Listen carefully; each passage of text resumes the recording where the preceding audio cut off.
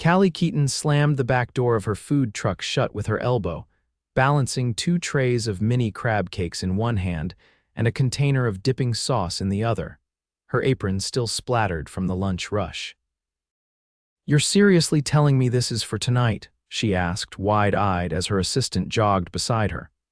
7 o'clock, some fancy private tasting. The original caterer bailed and they begged, said they'd pay double. "You in?" Callie didn't hesitate. "I'm always in if it keeps the lights on." She didn't know it yet, but the man tasting her food that evening would soon flip her whole life upside down.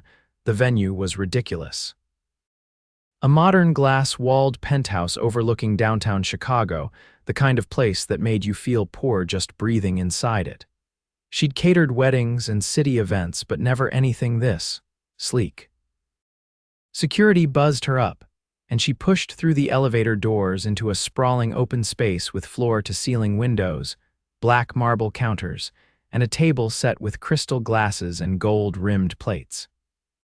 "Just set it up on the island," a sharply dressed event planner said, waving her over without looking. "We've got 5 potential chefs tonight. You're one of them. They'll taste everything and choose who gets the contract for the full gala." Callie blinked. "Wait, this is a competition." "Technically, yes. You're the last-minute fill-in, but hey, surprise us." Callie blew out a breath, rolled up her sleeves, and got to plating. 10 minutes later, her crab cakes and bourbon-glazed steak skewers were out. She leaned on the counter, trying to ignore the 4 other chefs eyeing her like she didn't belong. Whatever. She didn't have a fancy culinary degree, but she knew flavor. The first guest stepped in, a silver-haired woman in head-to-toe Chanel. Then a man with a velvet blazer and a clipboard. Then someone else walked in. Callie froze, tongs mid-air. He was tall, sharp-jawed, and had the kind of presence that made the air shift when he entered. His navy suit looked custom, his dark hair was slicked back, and he had a quiet intensity that made the room pause. He stopped in front of her station, completely ignoring the others. She cleared her throat. "Crab cake with mango aioli." The steaks marinated overnight, and he picked one up without waiting, took a bite, and closed his eyes like it physically hurt to taste something that good. Callie stared, more confused than flattered. He opened his eyes and met hers. "What's your name?" "Callie Keaton, from well, I usually do food truck stuff. This is kind of a fluke." He didn't smile, didn't blink. "You're not from a restaurant?" "No." "Then how the hell does this taste like something that's been passed down for generations?" She blinked. I don't know, I just cook." He looked at the event coordinator. "Cancel the rest, I've made my decision." The woman sputtered. "But Mr. Archer, the others," I said. "Cancel." Callie's stomach flipped. "Wait, what?" He turned to her, his voice calm but intense. "You're cooking for the Archer Foundation Gala in 2 weeks, full menu, everything." Her brain short-circuited. I mean, yeah, I can, thank you." He was already walking away, but he paused at the elevator. "Be here tomorrow, same time, we'll go over the menu." Then he was gone. Callie turned to the stunned room, her heart thudding in her ears. "Who was that?" she whispered to the planner. The woman looked at her like she'd just asked who the president was. "That was Nolan Archer. He owns this building and half the skyline." Callie's mouth dropped open. "He's the client. He's the millionaire." Back in her tiny apartment that night, Callie sat on her couch, stunned, her cat pawing at her apron. She Googled Nolan Archer out of curiosity and nearly dropped her phone. Software empire, real estate holdings, a net worth in the hundreds of millions. And that man just hired her, not with a smile, not with a handshake, but like he'd made up his mind the moment he tasted her crab cake. The next day, she was back in the penthouse.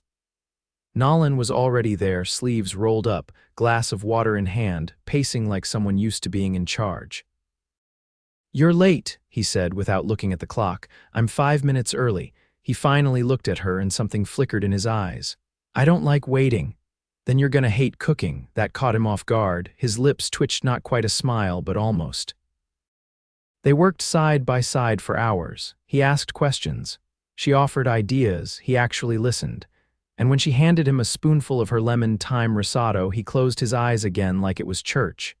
"You cook like you feel everything," he said quietly. She blinked. "What does that mean?" He looked at her, really looked, and said, "It means I want to know what else you feel." Callie's breath hitched, but she looked away. She wasn't here to flirt with millionaires. She was here to work. Still, she couldn't ignore the way he watched her. The way his voice softened when they talked about food. The way he asked about her dreams like he actually cared. By the end of the week, she'd spent more time with Nolan than anyone else in months. And every time she walked into that penthouse, it felt less like a job and more like something she didn't want to walk away from. On Friday, as she packed up her knives, he stopped her at the door. "What are you doing tomorrow night?" he asked. "Probably cleaning the truck and binge watching baking shows." "Why?" "There's a charity dinner, black tie, be my guest," she blinked. "Like as your date," he stepped closer. "Like I want to see you in something that isn't covered in flour," her heart thundered. "I don't have anything fancy." He pulled out a sleek black card and handed it to her. "Tell them to put it on my account. Go to Leora on 5th. Tell them Nolan sent you." "Nolan." "Callie," he said gently, "let me do this." She stared at the card, then at him. And for the first time, she didn't say no. Callie stood in front of the full-length mirror inside Leora's private fitting lounge, the kind of boutique where the floors were polished marble and the mannequins wore gowns that looked like they belonged at a royal coronation.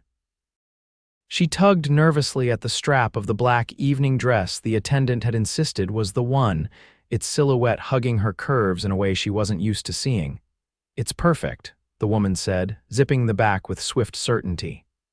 "And Mr. Archer's account has no limit, so we'll include the shoes and clutch as well. Let me find a necklace that matches the neckline." Callie swallowed. She wasn't used to any of this designer gowns, private lounges, people calling her Mr. Archer's guest like she was someone important. Her fingertips still smelled faintly of rosemary from prepping stock that morning. This gown probably cost more than her food truck's monthly rent. Still, she didn't stop the woman from boxing up the dress. That night, the car Nolan sent was a sleek silver sedan with tinted windows and a driver in a charcoal suit. The man opened the door without a word. Inside, the seats were butter-soft leather, the scent of something expensive lingering in the air. Callie shifted, trying to keep her nerves in check.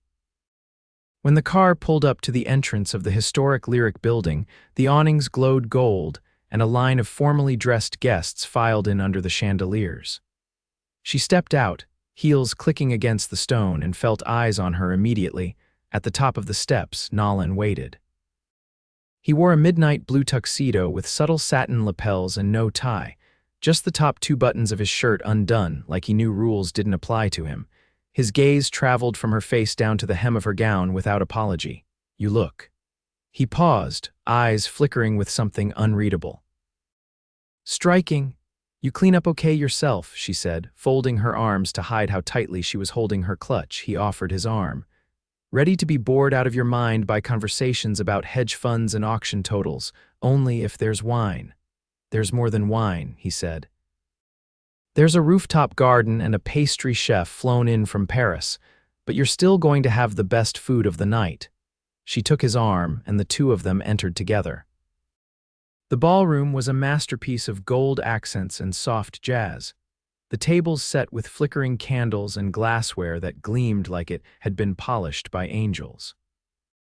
Nolan led her through the crowd with ease, nodding toward people in elegant gowns and tailored suits, all of whom seemed to know him, or at least wanted to. Halfway into the evening, they stood near the edge of the dance floor, watching a couple glide past them. "I didn't realize you attended events like this often," she said, tilting her head. "I don't, I fund them, right, of course you do."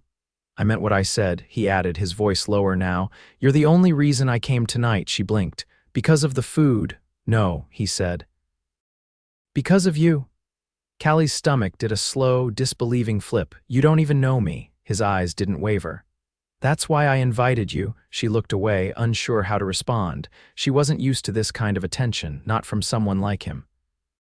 Not from someone whose hands probably never touched grease traps or scraped burnt rice off the bottom of a pot. "I don't fit here," she said finally. "Neither do I," he replied. She gave him a look. "You're the one who owns the view." "I built the view," he said. "That doesn't mean I enjoy looking at it." Before she could ask what that meant, a woman in a floor-length silver gown approached, cutting between them with a perfect smile. "Nolan, darling," she purred, You've been avoiding me. I've been choosing not to engage, he replied flatly. The woman turned to Callie, the smile never faltering. And you are, Callie, her name was met with a pause, then a nod. Of course, the caterer. Guest, Nolan corrected, his tone cool. She's with me. The woman blinked, then offered a tight smile before drifting away. Callie exhaled. She seemed nice. She's not, Nolan said. She wants things I won't give her. Like what? My time, my money, my name. Callie glanced up at him. And what do you give? His expression shifted, something guarded slipping into place. I'm learning, he said. A waiter passed with a tray of flutes. Nolan took two and handed her one. She raised her glass, unsure what to toast. To what? She asked. He looked at her, the edge of something vulnerable behind his gaze. To people who surprise us, he said. They clinked. Later, as the evening thinned and people drifted toward the exits, Nolan led her onto the rooftop garden. Strings of soft lights hung from sculpted trellises, casting a golden hue over the ivy-lined walls. The city lights blinked below, endlessly alive. He leaned on the railing, hands in his pockets. I don't usually do this, he murmured, invite strangers to galas. No, let anyone in, she tilted her head. Let in like, what your calendar, my life. For a moment, neither of them said anything. Then Callie stepped beside him, resting her fingers lightly on the railing. So why me? He looked over. Because you don't want anything from me. You didn't know who I was. You didn't change your pitch when you found out. I still gave you crab cakes, and they might have been the best thing I've tasted in years. She laughed. You mean that? I do. The wind tugged at her hair, and she turned to face him fully. This is all a little fast, she said, voice softer now. It is, he admitted, but I don't want to pretend it isn't happening. What is happening? He hesitated, then stepped closer. Something I don't want to walk away from. The space between them narrowed. She could feel the warmth of him, the subtle pull of something magnetic and unspoken. His hand hovered, not quite touching her cheek, but she stepped back. I need to think, she said quickly. This isn't just dinner and dancing. This could go places I'm not ready for. He didn't look angry. Just steady. Then I'll wait, he said, but I won't pretend I don't want more. She nodded, heart pounding. I'll see you at the menu tasting next week. He didn't try to stop her as she left, but his eyes followed her all the way to the exit. The first thing Callie noticed when she stepped into Nolan's kitchen again was the silence. Not the kind that meant no one was home, but the deliberate kind, the kind thick with unspoken questions. He stood near the stove, sleeves rolled back, apron already dusted with flour, but he wasn't cooking. He was waiting. You're late, he said, though the clock on the wall showed she wasn't. Callie pulled her curls into a loose knot and set her knife roll on the counter. Traffic was brutal on Michigan. I had to park 8 blocks away. Nolan's jaw shifted slightly. Next time, I'll have someone pick you up. I don't need a chauffeur, she said, slipping on her apron. You shouldn't have to walk through slush in heels, either. I wore boots. He turned back to the counter and gestured toward a lineup of ingredients. I had my assistant bring in heirloom carrots. I thought we'd try something unexpected with the side dish. Callie scanned the array. You ever cooked with cardamom and carrots together? He paused. No, then let's do it. They worked in tandem, the rhythm between them no longer hesitant. She moved confidently through the prep, trusting her instincts. He watched her not with the stunned curiosity of their first few days, but with a quiet respect that unsettled her more. Your hands move like they know what they want, he said as she shaved the carrots into ribbons. I trust them more than I trust most people, he looked up. Why? Because they've never lied to me. Nolan leaned against the counter, folding his arms. Who has? She didn't answer right away. Instead, she dropped the carrots into the pan and let the sizzle fill the gap. My dad promised he'd be back in time for my first restaurant job interview. I waited 3 hours in the rain, never showed. She stirred slowly, voice even. Turns out he was drinking in a bar 30 minutes away. Nolan didn't ask for more, he just nodded once. I used to think if I worked hard enough, I'd earn reliability from people, she continued. But some people don't want to be consistent, they want to be forgiven. He reached for the salt with a quiet deliberation. What happened to the restaurant job? I took the bus and got there soaked to the bone. They hired me anyway. You always do what you say you're going to do? Yes. That's rare. She finally looked at him. What about you? You always follow through. He hesitated just long enough for her to notice. I try to. That sounds like a no. He set the salt down. It sounds like someone who's made mistakes. Callie adjusted the flame on the stove. Everyone's made mistakes. It's what you do after that matters. Nolan didn't respond right away, then he stepped out from behind the counter. Come with me, she frowned. What about the carrots? They'll be fine. 5 minutes. She followed him down the hallway, past the wine room and into a space she hadn't seen before a heavy oak door opened to reveal a private study, lined with dark shelves and a massive window overlooking the skyline. At the center of the room sat a grand piano. Callie blinked. You play, he sat on the bench but didn't touch the keys. I used to. What happened? My brother died. The words landed with a weight she hadn't expected. Nolan's hands rested lightly on his thighs, not clenched, not shaky, just still. He was the musician, he said. Jazz, classical. Whatever he felt at the time, I used to play just to keep up with him. Callie stepped closer. How long ago? 6 years. She didn't ask how, she didn't need to. Something about the way he stared at the piano like it held more than music told her the story was too heavy to lift just yet. So why bring me in here? She asked gently. Because I haven't opened this door in over a year, he said, and I wanted you to see the one thing about me that has nothing to do with money. Callie's heart beat faster, but not because of the confession. Because of the look in his eyes, the quiet, wounded openness of someone who didn't let people in easily. She sat beside him on the bench, close but not touching. Play something, she said. I can't. You can. He looked at her, and for a long, charged second, neither of them blinked. Then slowly he set his fingers on the keys. A low chord drifted out, hesitant but full. Then another. A melody emerged, soft, haunting, incomplete. Callie closed her eyes. It wasn't perfect, it wasn't polished, but it was real. When the last note faded, she turned to him. That was beautiful. He stared at the keys. He used to say music tells the truth better than words. Callie stood, brushing a hand lightly against his shoulder. Then you just told me more than most people have in years. They returned to the kitchen without speaking, but something between them had shifted. The air felt charged, like a storm waiting for an excuse. As she plated the final dish, Nolan watched her with a focus that made her pulse quicken. I want to take you somewhere tomorrow, he said. Where? Private airfield. I have a place in Napa, only for the weekend. Callie hesitated. That's not exactly a casual invite. I'm not interested in casual. She gripped the edge of the counter. I need to think, he nodded. You always do. She turned to leave, but before she reached the elevator, he called her name. She paused. I didn't hire you because your food was good, he said. I hired you because for the first time in years, something made me feel. Her breath caught. Then she stepped into the elevator, the doors closing between them, her heart pounding harder than it had in years. The jet sliced through the clouds like a knife through silk, and Callie sat in a leather seat so plush, it felt more like a throne than anything meant to fly. She kept her hands folded in her lap, trying not to fidget as the city disappeared beneath them. Nolan, across from her, was reading through something on a slim tablet, but his eyes flicked up every so often, watchful, unreadable. You're quiet, he said after a while.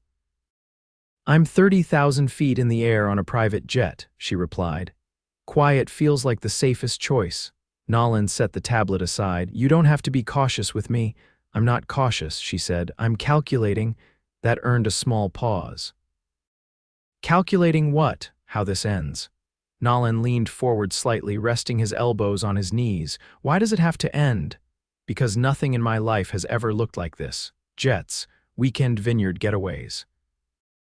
Men who can afford to rebuild a city block if they feel like it. He didn't blink.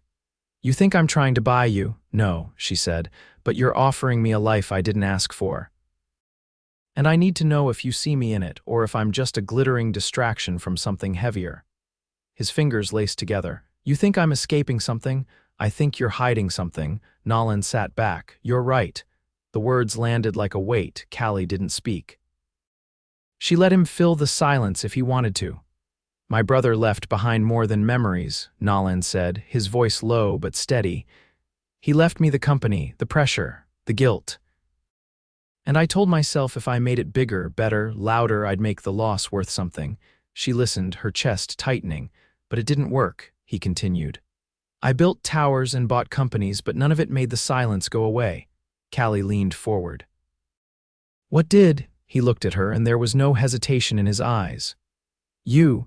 The jet touched down less than an hour later, and a sleek black car waited on the tarmac. The driver didn't speak as they were whisked through winding hills, lined with vineyards that shimmered under the late afternoon sun. When the gates of Nolan's estate opened, Callie stared out the window, blinking at the rows of lavender that flanked the drive and the stone villa at the center of it all. You brought me to a painting, she murmured. I brought you to a place I haven't shown anyone, Nolan said. Not in years. Inside, the villa was all warm earth tones and tall windows, the scent of lemon trees drifting through the open doors. Callie set her bag down in the guest suite, but Nolan didn't linger. Instead, he led her straight to the kitchen. I want you to cook here, he said. She blinked. Now, he nodded. This was where my brother and I made our first meal together. We burned the risotto, but he called it textured and made me laugh until I cried. Callie stepped toward the counter, running her hand over the worn marble. What do you want me to make? Whatever you'd make if no one else was watching. She opened the fridge. Everything was fresh, local, waiting. 2 hours later, as the sun dipped low and bathed the kitchen in gold, they sat on the back veranda eating hand-rolled gnocchi with basil cream and roasted garlic. Nolan didn't speak much, just watched her with a quiet intensity that made her heart twist. After the plates were cleared, he disappeared for a moment, returning with a small, flat box.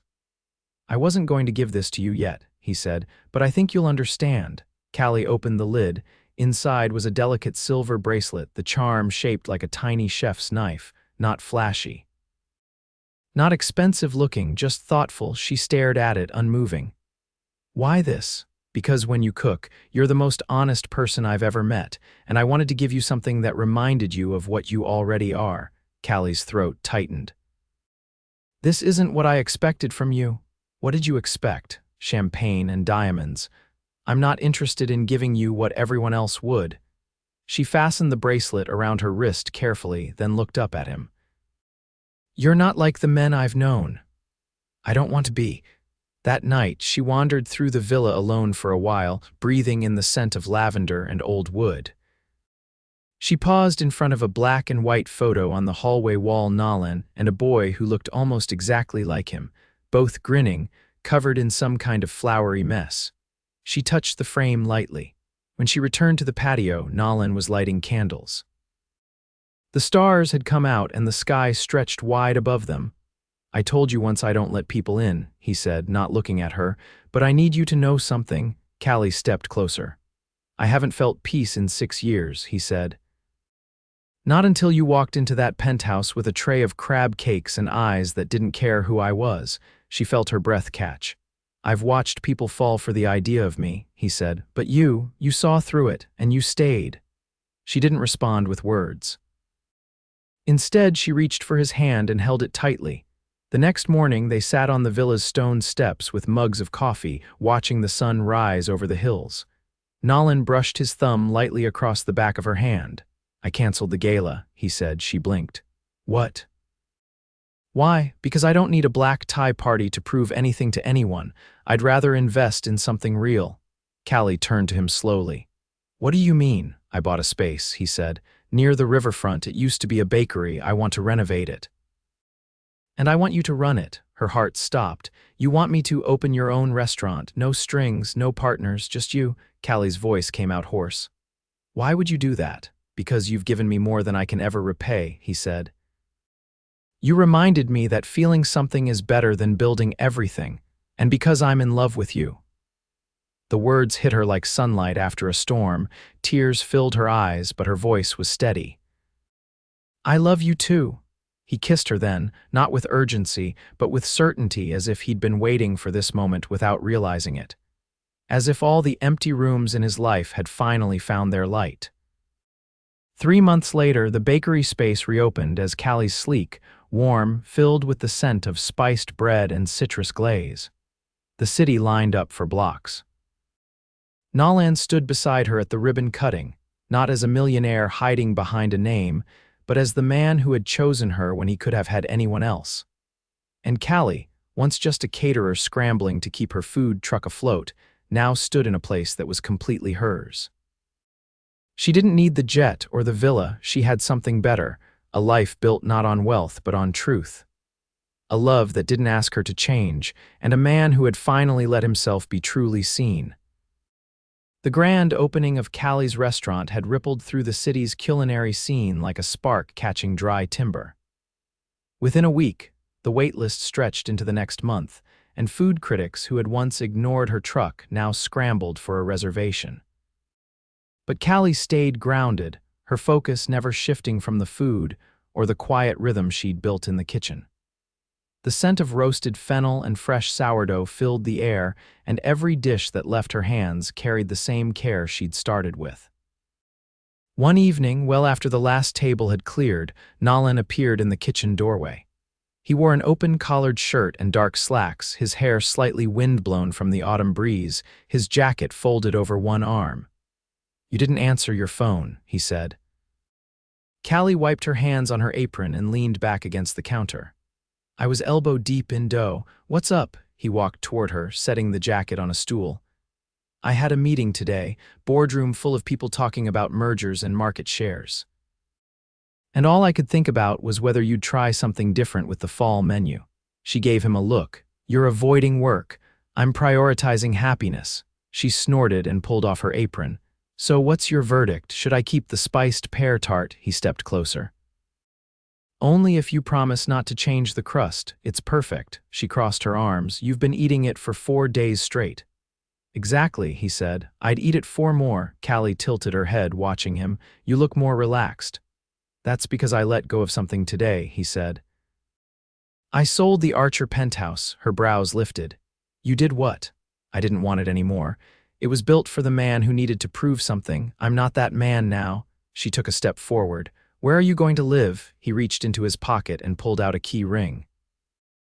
"I bought the brownstone next to the restaurant, the one with the ivy wall.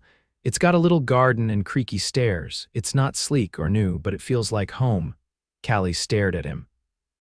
"You did that without telling me." "I wanted to surprise you." Her lips parted, but before she could reply, the back door opened and Nora, her new pastry assistant, peeked in. "Sorry to interrupt," she said. "Callie, your sister's here. She said it's urgent." Callie's heart dropped. She hadn't seen Paige in nearly a year, not since the shouting match that ended with slammed doors and silence. "I'll be right there," she said, already pulling off her gloves. She found Paige standing outside, arms crossed, coat buttoned up to her chin. Her expression was guarded, but her eyes flicked past Callie toward the restaurant's warm glow. "You really did it," Paige said quietly. "I didn't believe it when Mom told me. I didn't do it to prove anything." "I know," Paige said. "That's why I'm here." Callie folded her arms. "So, I wanted to say I'm sorry for the way I left things, for not believing you could build something without compromising." Callie's throat tightened. "You didn't think I could do this." "I didn't think anyone could, but you did, and I'm proud of you." They stood in silence for a beat. Then Paige reached into her bag and handed her a worn envelope. "It's from Dad," she said softly. "He passed away last month. He left this for you. I didn't open it."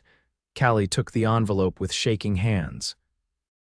Later, when she opened it alone in the office, she found just a single note in her father's messy scrawl. "I never showed up when I should have, but you did. Every time, I watched from a distance. And you became everything I hoped you would be. I'm sorry I wasn't the man you needed. But I'm proud you became the woman you were meant to be." Callie folded the letter slowly, her heart full and aching all at once. She didn't cry. Not because she wasn't moved, but because she finally understood something. She didn't need his presence to validate her journey. She had made peace with the absence. That night, after locking up, Nolan met her outside under the awning. The air was cool, the street empty. "You okay?" he asked, searching her face. She nodded. "I think I finally let go of something too." He didn't ask what. He just took her hand and laced his fingers through hers. "I have something for you," he said. She gave him a wary look. "If it's another building, I swear." He pulled out a small velvet box. Callie froze. Nolan, I'm not asking you to change your life, he said quickly, or give up anything. I'm asking to be part of what you've already built. I want to walk beside you, not ahead, not behind, with you. She looked down at the box. Open it. Inside sat a simple gold ring, no diamonds, no flash, just a delicate engraving on the inside band, still yours. Callie's chest ached. She looked up at him, eyes shining. You know I'm stubborn, she said. I'm counting on it, and I'll want to keep my name. I'd be disappointed if you didn't. She took the ring and slid it on her finger. Then yes. The kiss that followed was quiet but full, the kind that didn't need an audience or applause, just honesty. And finally, peace.